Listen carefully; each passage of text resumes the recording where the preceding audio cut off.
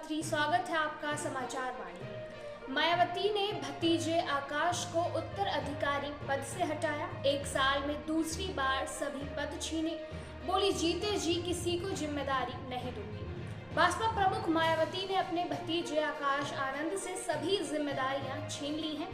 एक साल में दूसरी बार आकाश आनंद को उत्तराधिकारी और नेशनल कोऑर्डिनेट पद से हटा दिया है। उन्होंने कहा है कि जीते जी किसी को भी अपना उत्तराधिकारी घोषित नहीं करूंगी। मायावती ने यह ऐलान रविवार को लखनऊ में भाजपा कार्यकर्ताओं के साथ बैठक में किया। मायावती ने 2 नेशनल कोऑर्डिनेट नियुक्त किए हैं। आकाश के पिता आनंद कुमार और राज्यसभा सांसद रामजी गौतम को ये जिम्मेदारी सौंपी है। बैठक में भाजपा के कई राज्यों के प्रदेश अध्यक्ष भी शामिल हुए। आकाश आनंद मीटिंग में नहीं पहुंचे थे। पहले मंच पर 2 कुर्सियां लगाई गई थी, लेकिन बाद में एक कुर्सी हटा ली गई। मंच पर अकेले मायावती ही बैठी रही। आइए अब जानते हैं कि मायावती ने आकाश को कब जिम्मेदारियां सौंपी और फिर हटा दिया। भाजपा ने 10 दिसंबर 2023 को यूपी उत्तराखंड के नेताओं की बैठक बुलाई थी। इसमें मायावती ने अपने सबसे छोटे भाई आनंद कुमार के बेटे आकाश आनंद को उत्तराधिकारी घोषित किया था। पार्टी की विरासत और राजनीति को आगे बढ़ाने के लिए उन्होंने अपने भतीजे पर विश्वास जताया था।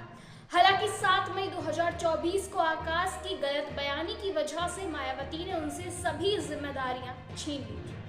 आकाश को अपने उत्तराधिकारी पद के साथ ही नेशनल कोऑर्डिनेट पद से भी हटा दिया था। मायावती ने कहा था कि आकाश अभी इनमेच्योर है। हालांकि 47 दिन बाद मायावती ने अपना फैसला पलट दिया था। 23 जून 2024 को उन्होंने भतीजे आकाश को फिर से अपना उत्तराधिकारी बनाया और नेशनल कोऑर्डिनेट की जिम्मेदारी भी सौंप दी थी।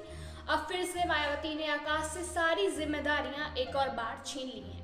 मायावती ने कहा कि मेरे लिए पार्टी सबसे पहले, परिवार बाद में। मैं यह बताना चाहती हूँ कि बदले हुए हालात को देखते हुए अब हमने बच्चों के रिश्ते गैर राजनीतिक परिवार से करने का फैसला किया है। इसका मकसद यह है कि भविष्य में हमारी पार्टी को किसी भी तरह का नुकसान ना हो, जैसे कि अशोक श्रद्धार्थ के मामले में हुआ।